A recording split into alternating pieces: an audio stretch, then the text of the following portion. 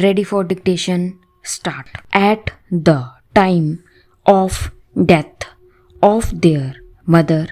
the children were left in custody of their paternal grandparents with whom their father is staying, and the attempt of the respondent number 1 was to alter that position before the application filed by them is considered by the family court. For this purpose, it was very relevant to consider whether leaving the minor children in custody of their father till the family court decided the matter would be so detrimental to the interest of the minors that their custody should be changed forth, with the observations that the father is facing a criminal case, that he mostly resides in USA, and that it is alleged that he is having an affair with another lady, are in our view not sufficient to come to the conclusion that custody of the minors should be changed immediately. What is important for us to note from these observations is that the court shall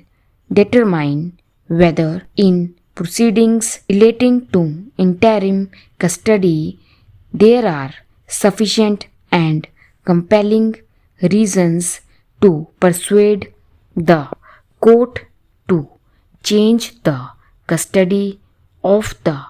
minor children with immediate effect. Stability and consistency in the affairs and routines of children is also an important consideration,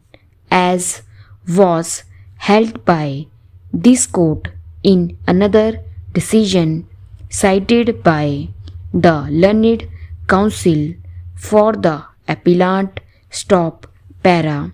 We are convinced that the dislocation of Satpal at this stage from Allahabad, where he has grown up in sufficiently good surroundings, would not only impede his schooling, it may also cause emotional strain and depression on him. After taking note of the marked reluctance on part of the boy to live with his mother, the court further observed,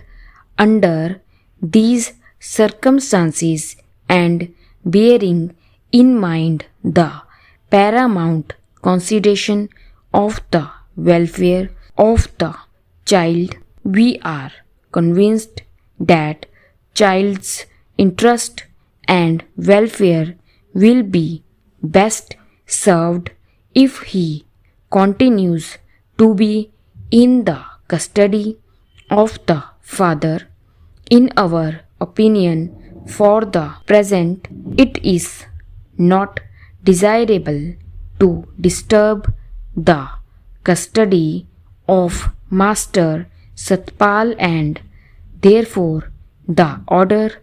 of the High Court giving his exclusive custody to the father with visitation right to the mother deserves to be maintained. The children have been in the lawful custody of the respondents from October 2007 in the case of Rajpal Singh versus Sumesh Nagpal. It was argued before this court by the